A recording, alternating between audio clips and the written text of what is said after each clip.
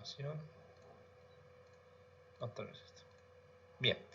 Continuando decíamos, ahora lo que yo, para tal vez no confundir cuando hagamos un ejercicio completo con los puntos de su examen, podemos confundir, ¿no? Al ver solamente estas verificaciones que están acá, uno puede confundir con el cortante en el eje fuerte con el eje débil. Para evitar esas posibles confusiones, es bueno ponerle un subíndice. Entonces, si es en el eje débil, y poder colocar, por ejemplo, ¿qué les parece? El eje débil, o sea, colocar, por ejemplo, BUY, algo así. Lo propio en la capacidad poner Y también, y Y.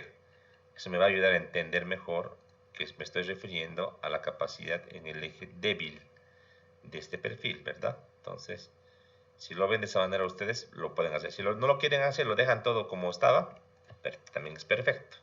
No hay problema. El tema es que tú ubiques y entiendas que una capacidad por corte es en el eje fuerte y otra es en el eje débil, porque las ecuaciones varían, no son las mismas, ¿verdad? No son las mismas. Bien. Vayamos a la norma ahora para concluir lo que es corte. En la norma, y van a revisar ustedes, decíamos en nuestro cálculo, mira, hemos visto ya G2 completo, canal es lo mismo que IS, no hay mucha diferencia, G6 que es en el eje débil, ahora los casos intermedios que sería G3, G4 y G5, ¿ya? Todo está en función de G2, vamos a ver, ¿ya? Para angular simple, que es el G3, nótese que la ecuación de cálculo es bastante sencilla, fíjate, es 0,6 por Fy por el ancho por el espesor por CB2. Es muy parecida a la ecuación que vimos ahorita para lo que sería el eje débil. ¿Se dan cuenta? Muy parecido.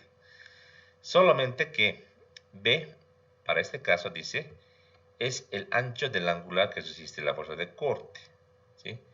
O dice, el canto si es un perfil T. ¿Ya? Entonces, si tienes un perfil, un angular de lados iguales, no hay problema. No hay ningún problema, ¿verdad? Si es un angular con lados desiguales, entonces tienes que graficarte si estamos colocando el angular del lado fuerte o del lado débil. ¿A qué me refiero? Si estamos con este angular, un cálculo será, digamos, una viga como esta, simplemente soportada si quieres, donde el angular esté colocado así, del lado fuerte, y otro será si lo coloco al revés. Ambos cálculos son diferentes. ¿En qué va a variar? Simplemente en esto. Aquí estaría B y aquí estaría B para el cálculo del corte en esta ecuación, simplemente. El espesor en el angular es constante, no varía en todo el angular, ¿verdad? Y CB2 simplemente dice igual calcule en función de G22, o sea, es lo mismo que vimos con el perfil en el eje débil. Hay que hacer el campo de acción en tensiones, ¿no? Para CB2. Solo que se reemplaza, dice H entre T ya no es esto, sino que va a ser B entre T. Y caso B, 1.20. Se dan cuenta, es exactamente lo mismo. O sea, perdemos el tiempo si hacemos este ejemplo de eso, porque es lo mismo. No varía para nada. En el T, la diferencia es que el espesor no es constante. Entonces, el T, como colocamos en estas fórmulas, tanto en la capacidad como en la fórmula de B entre T, dice, colocar, dice, el stem. ¿Qué es el stem? Es como el alma, solo que le llaman stem. Entonces, en un T, obviamente, tú debes colocar el perfil de esta manera. De esta manera. ¿Verdad? En el eje fuerte. El eje fuerte. Entonces, el eje de flexión, ¿cuál va a ser? Este eje de flexión. ¿Cuál es el stem? Es esto que estoy achurando. Esto le llama stem. La norma. Y le llamo alma del perfil T. ¿Ya? Ah, pero ingeniero, ¿qué pasaría si no es este caso? Si tengo la viga, pero está el perfil así echado.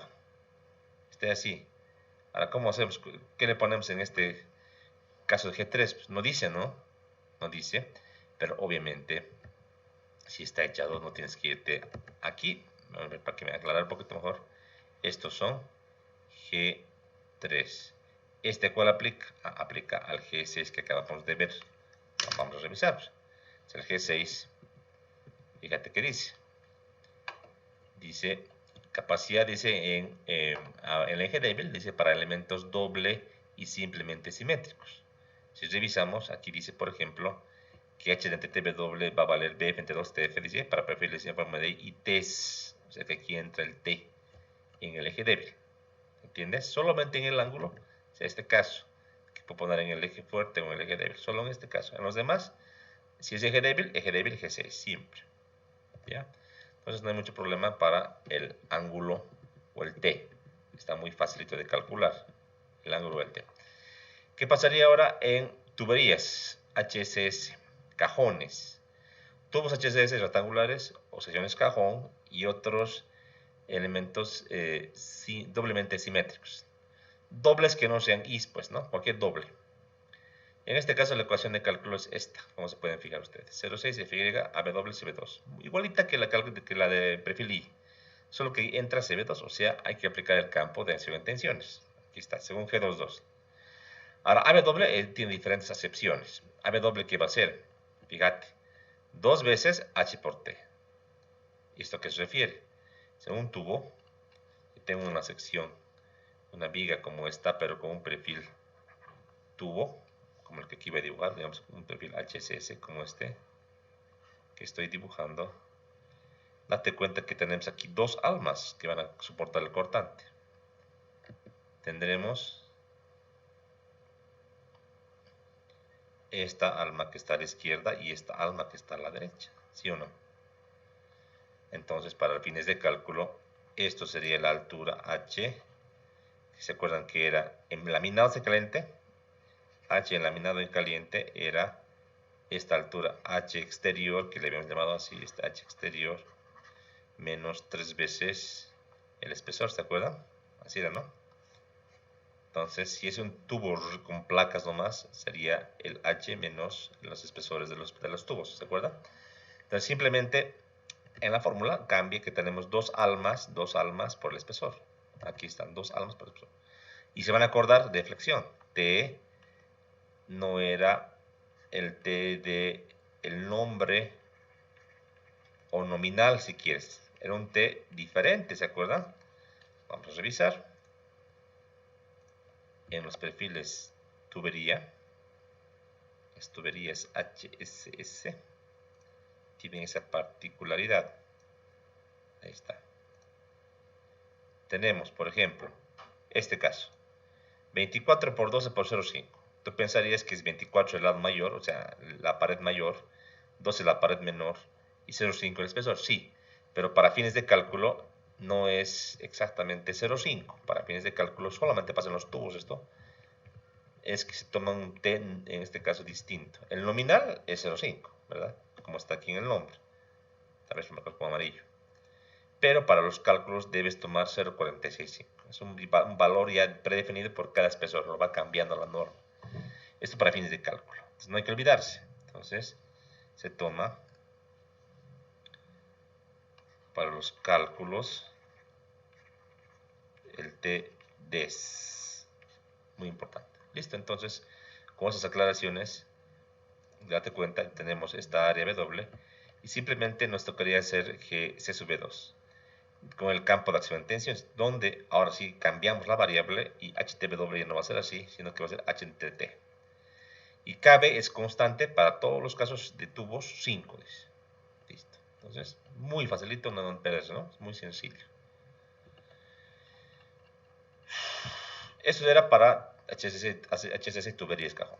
Ahora, para otros elementos doblemente simétricos que no sean HSS ni tuberías cajón, el área es exactamente la misma, solo que tome en cuenta ahora el canto D.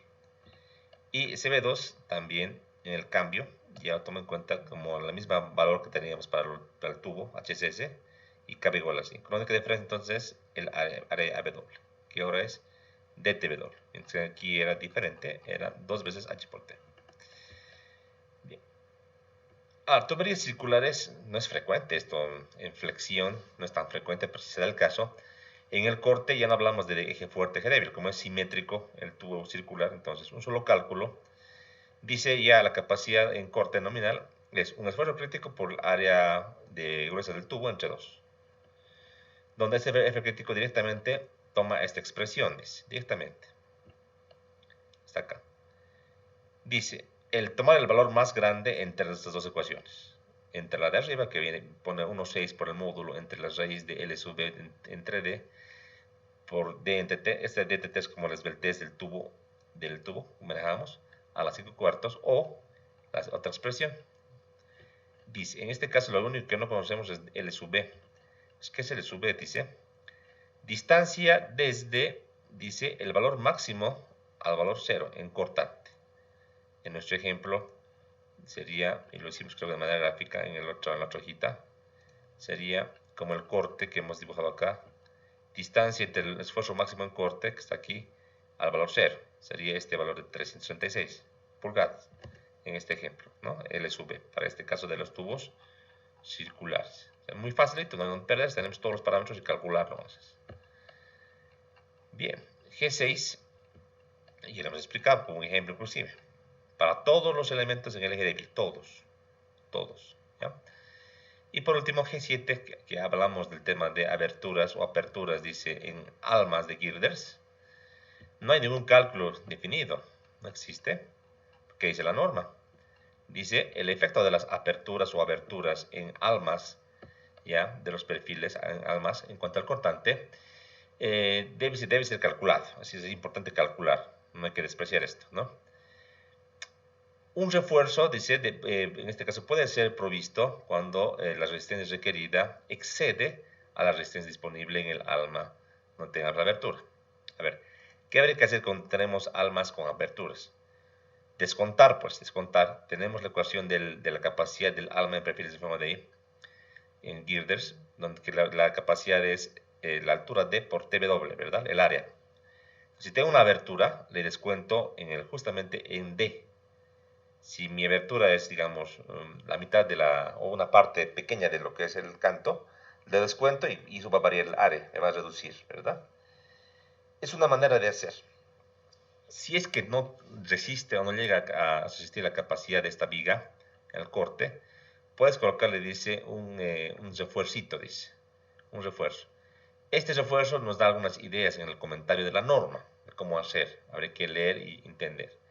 Desde mi punto de vista, aparte de hacer un cálculo tan burdo de decir de la altura de mi viga le descontamos una abertura y eso es la capacidad, también es bueno en elementos como estos que tienen aberturas, huecos, hacer un análisis estructural en elementos finitos para verificar cuáles son las tensiones máximas, en este caso por corte o tensión diagonal, que habría en el alma y si excede o no la resistencia del material. Habría que hacer esa validación con un software que puede ser SAP, por ejemplo, puede ser un software especial para lo que son conexiones u otro, ¿no? La cosa es verificar y garantizar que no tengamos problemas o sobretensiones justamente en inmediaciones de estas aberturas. Tú me preguntarás, pero ¿por qué hacemos aberturas, no? Bueno, la respuesta es fácil. Las aberturas usualmente se necesitan, por ejemplo, en un edificio, supongamos que tenemos aquí lo que sería la columna en forma de I, columna metálica. Tenemos el apoyo, ahí tenemos lo que sería la plataforma o el tablero, y tenemos la viga, ¿no? Y la viga justamente viene así, viene por este lado, se une, viene así, ¿no? Ahí tenemos la viga en forma de I, usual.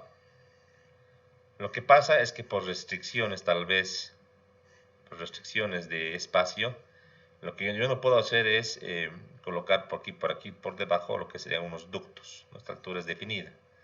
Las tuberías, todo lo que yo quiera colocar por acá, cableados, no me permite por algún motivo. Entonces, una manera de hacer esto es agarrar y hacer una abertura, ¿no?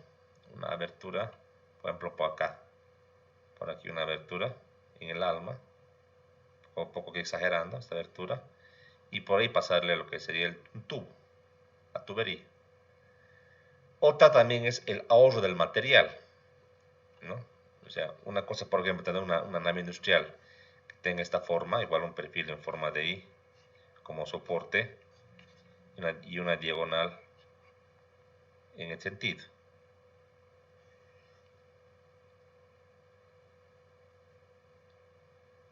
Así con un perfil variable, ahí. Si se han fijado en algunos proyectos que existen en Cochabamba, ejemplos voy a dar el Home Center. ¿Se ubica? Home Center de Cochabamba. Sí, Lo que han hecho es en esta viga inclinada del pórtico, que aquí es porque es simétrico, aquí es simétrico, le han puesto unas aberturas, así circulares, ¿no? Viene por aquí una, otra, otra, otra y otra, ¿verdad? Claro, en cuanto a flexión, no importa mucho porque lo que va a aguantar son las alas. En cuanto a corte, sí va a afectar. Ahora, este tema que es estético, que reduce el área del alma, lo hace un poco más económico, entonces hay que calcular. Aquí haciendo, les decía, un cortecito, acá justamente en este eje, esta alma que era inicialmente de esta altura, digamos que así dibujando el perfil, en ese punto, habrá que descontarle ahora todo este sector en el eje, ¿no? Digamos que esto. Y calcular el área del alma sin tomar en cuenta este pedazo. Entonces sería toda la altura menos este valor h por el espesor del alma. Aquí tendríamos h, aquí tendríamos h del hueco, así h le pondré para diferenciar, y esto era el canto, ¿verdad? Una manera es esta, pero les digo, mejor es ver en inmediaciones del tubo, o del hueco, perdón, con elementos finitos. Es una manera para validar los esfuerzos. En lo posible los huecos circulares, pues, que no sean cuadrados donde hay esquinas, hay concentración de esfuerzos también. ¿Sí? Es uno de los motivos estéticos también podrían ser por lo cual el alma se lo puede rebajar de esa manera. En lo particular, si lo importante es la flexión y no el corte, ¿qué podríamos hacer? En lo particular, repito, si quiero economizar en una viga metálica, ¿no? Le alejo lo más posible lo que yo pueda de el centroide a las alas, ¿no? Con eso gano mucha inercia. Pero para no gastar mucho en la plancha del medio, ¿qué puedo hacer? ¿Convertir la viga en qué? En una celosía, ¿verdad? Claro. Pues tendría una cercha, yo tendría pues un perfil en forma de I. Una cercha donde aquí podría ser, por ejemplo, un doble angular o un T, aquí en doble angular, y aquí también pueden ir angulares simples, estos pueden ser tal vez elementos angulares simples o doble angulares, ¿verdad? Y se dan cuenta es como un perfil I, pero que le quita el alma, y economizo por estos huecos. Ya no tengo tanto consumo de acero. Esta solución de celosía es económica si la luz es grande. Luces grandes, si comparas con perfil original o armado de planchas, es más caro, entonces preferiblemente economizamos en acero con una celosía, ¿no? Son alternativas, pero como les digo, la norma nos dice que podemos verificar de esa manera. ¿Sí? Entonces, en cortante no es tan difícil, pero hay que hacerlo de esa manera. ¿Ya? Para acabar la clase de hoy, me voy a permitir también mostrarles algunas cosas importantes. Estado de servicio en vigas tenemos que llevar. Esto ya lo hemos visto en madera, ¿se acuerdan? Decíamos en la madera es crítico en flexión, muy crítico, porque el módulo de elasticidad es muy pequeño, ¿no? En madera es crítico. En madera, el modo de elasticidad de la mejor madera, aquí voy a colocar tal vez una hojita nueva, ¿sí? Aquí voy a colocar estado de servicio en vigas de acero. Decíamos, a diferencia de la madera, como material estructural, el módulo del acero aproximadamente 2.100.000 kilogramos fuerza entre centímetro cuadrado, así que estos son los 29.000 KSI, ¿ya? Pero en madera, hablamos, en la mejor madera, ¿no? 95.000 kilogramos fuerza entre centímetro cuadrado. Esto es la grupo A. Grupo A. Hay una gran diferencia, pues 2.100.000 contra 95.000 es una gran diferencia. Si hablamos del hormigón hablamos de un módulo, más o menos que en cálculos, así depende mucho de la resistencia, está en función de la resistencia especificada en compresión, más o menos entre 210.000 a 280.000 para hormigones comunes, obvio, ¿no? Hay diferencia entre los materiales. El que es más ideal o tiene más rigidez es el módulo del acero. El de la madera es un talón de Aquiles, del hormigón no es tan bueno, ¿verdad? Entonces, en términos de esto, yo puedo decir entonces, usualmente entonces la flecha o la deflexión va a ser menor y de la madera va a ser mucho mayor para la misma consideración, ¿verdad? Sí, esto pasa, pero no porque el módulo sea grande en el acero, no va a haber problemas de estado de servicio. A veces, a una viga más se gobierna por la deformación que por la demanda, sobre todo en vigas de elementos especiales. Vayamos viendo. Bien, pues, primera parte y explicar esto. En la norma AISC no existen requerimientos de serviciabilidad como tal, o sea, en la especificación 360 no hay. Algunos comentarios sí existen, ¿no? Pero no hay algo definido, o sea, que te diga, las vigas no deben tener una deformación mayor que L entre 500, por ejemplo. No hay, ¿ya? ¿Qué dice el capítulo L1? Dice lo siguiente. Los estados límites, en este caso en servicio, deben ser elegidos con la atención de la debida función de la estructura, o sea, debido al uso de la estructura. Y además, debe ser evaluado usando las combinaciones de cargas apropiadas en estado límite de servicio. Te dice simplemente eso, ¿sí? De manera general, ¿ya? Ahora, un estado de servicio en vigas, primeramente vamos a ver la deflexión, no es el único estado de servicio, ojo, uno es la deflexión. La idea es, por ejemplo, que ante cargas de servicio, o sea, cargas de uso sin mayorar, el comportamiento sea elástico. Solamente es lo que se busca. Y ya para la parte de mayoración o rotura, ahí entramos a la parte plástica, ¿no? No queremos nunca que ante cargas normales de uso, nuestra viga esté entrando pues, a una articulación plástica, por ejemplo. Eso es prohibido, no estaríamos yendo a la falla, ¿no? Muy de manera muy incorrecta. O sea, el margen de la articulación plástica la limitamos siempre hasta el final, siempre hasta el valor de el momento último. En estado de servicio no, para carga sí magnificar el comportamiento es elástico. Y al igual que en la madera, pese a que la madera no es tan elástica como parecería, podemos aplicar las ecuaciones de cálculo considerando parámetros elásticos de servicio. Parámetros como el modo de elasticidad y todas las ecuaciones que han visto ustedes de mecánica de materiales sirven. En cuanto a los límites, de decir cuánto se deforma, hablamos de las especificaciones del proyecto. Hay clientes, por ejemplo, que te limitan que la flecha máxima sea el entre 500.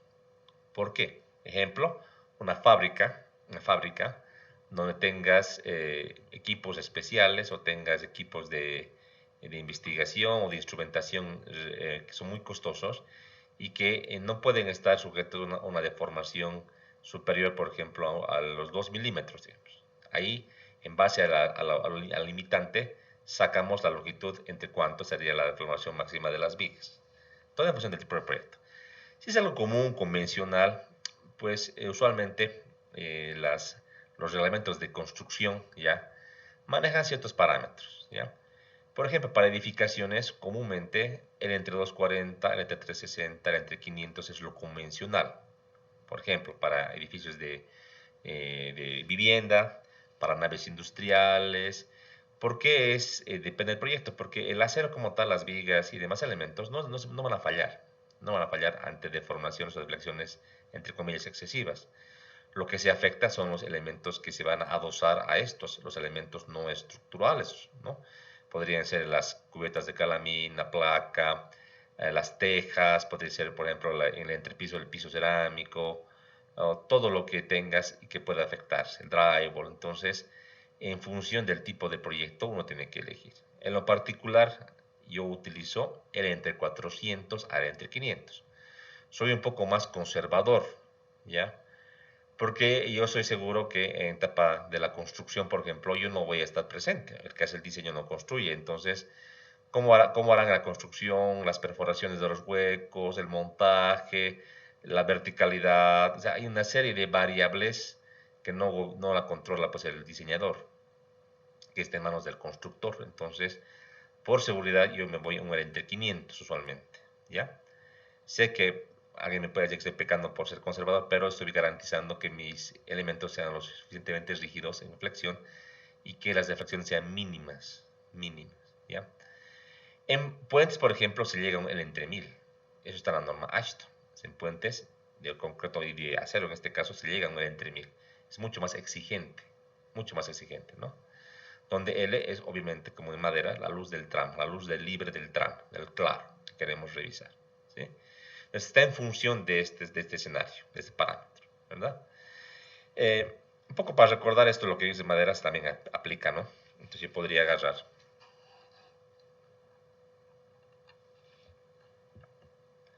por ejemplo, una viga cualquiera, la más sencilla de explicar, ¿no? Una viga simplemente soportada, como esta, que sea una viga metálica en perfil, digamos que I, como el que estoy esquematizando ahora, que tenga sus cargas distribuidas,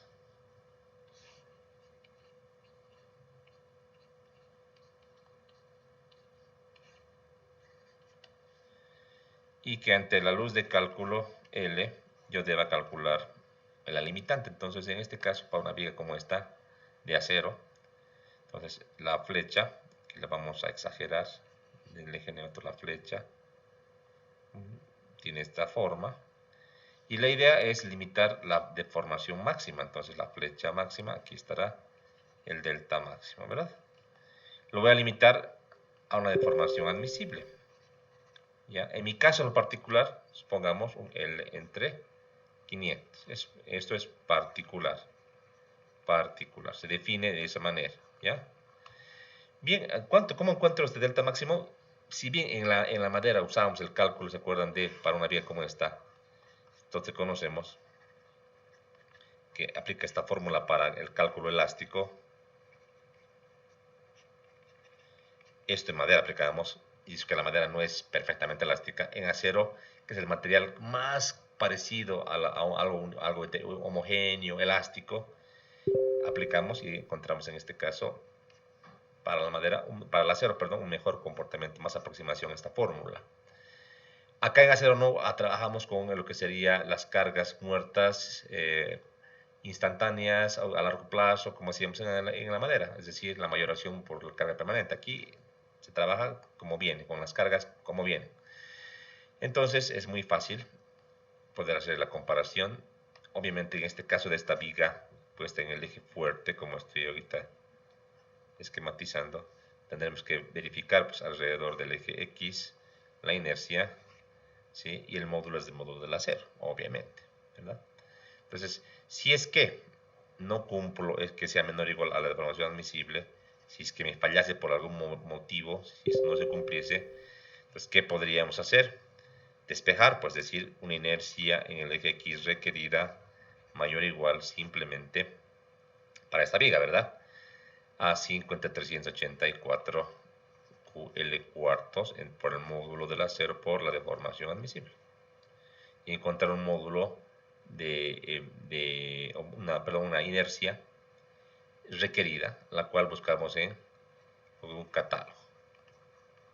¿Sí? A veces pasa que la inercia sí, o sea, que tal vez para el módulo plástico esté muy bien, pero para la inercia no, y tengamos que elegir y encontrar una viga más rígida, ¿no? Es igual como hacíamos en madera, tal cual, tal cual.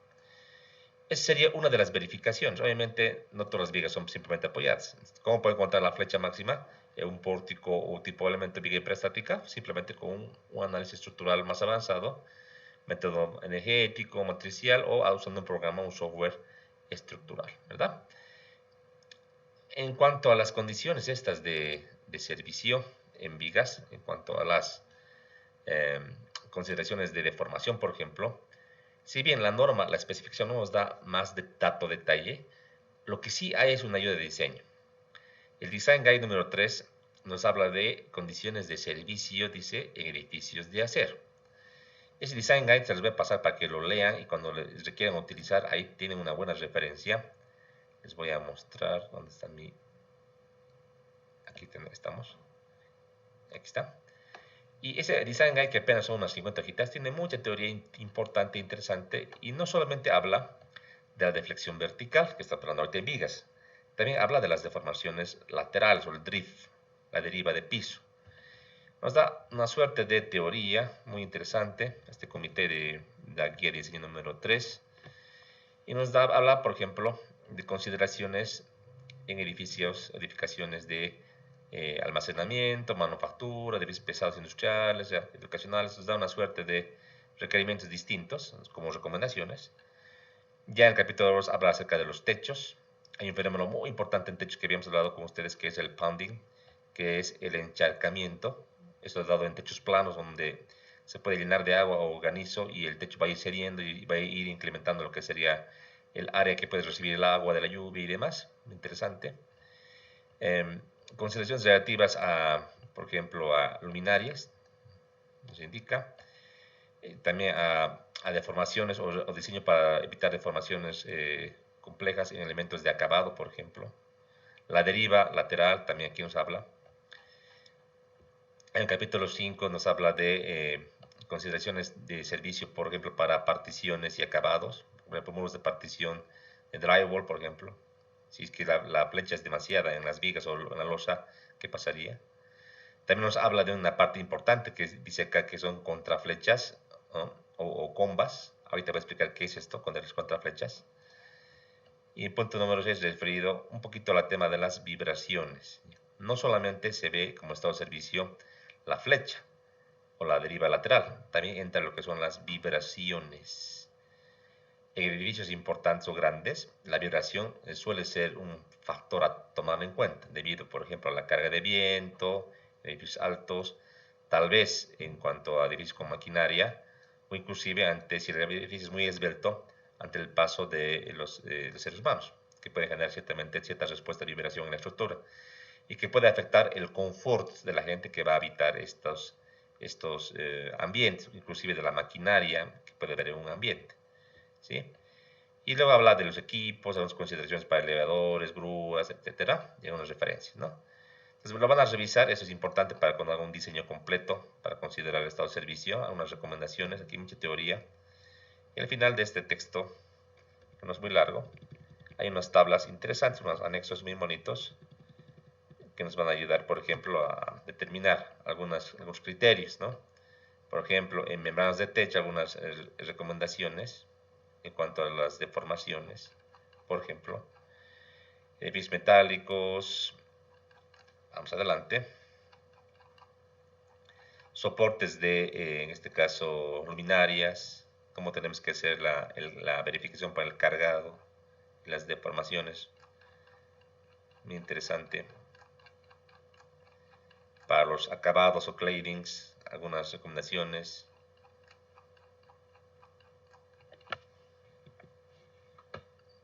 Particiones o muros interiores también, aquí nos indica esta tabla. Algunas consideraciones para las cargas, por ejemplo. O deformaciones o sería acá derivas. Equipo. Y acá. Entonces, hay una referencia por lo menos. Si es que no está todo perfecto, hay una referencia para poder hacer. ¿Sí? Específico esto acá. Aparte de esta guía, de manera simplificada también existen otras referencias, por ejemplo, acá. En el ASC no he encontrado, pero sí en el IBC. El IBC, International Building Code, es un código internacional de construcción, se llama. Es un código que lo han generado los norteamericanos y que ciertamente tiene lógica en su uso siempre y cuando no exista un código local, dice, que regule las actividades. Por ejemplo, debería haber un código de construcción de Cochabamba. Ahí puede estar establecido, por ejemplo, que para Cochabamba, por ejemplo, en los techos, no deberías vos tener deformaciones mayores a LT360, por ejemplo, si tienes elementos o acabados plásticos que puedan dañarse, o un LN380 si tienes, por ejemplo, elementos que no soportan esos acabados frágiles, ¿no? Por ejemplo, ahí tenemos los rangos. Para carga viva, para nieve, para viento y para la muerta más viva, perdón. Sus límites, ¿no? Es una buena referencia esta para edificaciones de acero, para poder hacer una verificación, ¿no? En lo particular, si se fijan, todos, el valor más grande es el entre 360, ¿verdad? En lo particular, yo uso el entre 400 o el entre 500. Soy más conservador, eso es como que el valor máximo que puede pasar en tu deformación. Si tienes menos, es mejor. Es mucho más rígido, menos deformación, ¿verdad? Aquí es una referencia.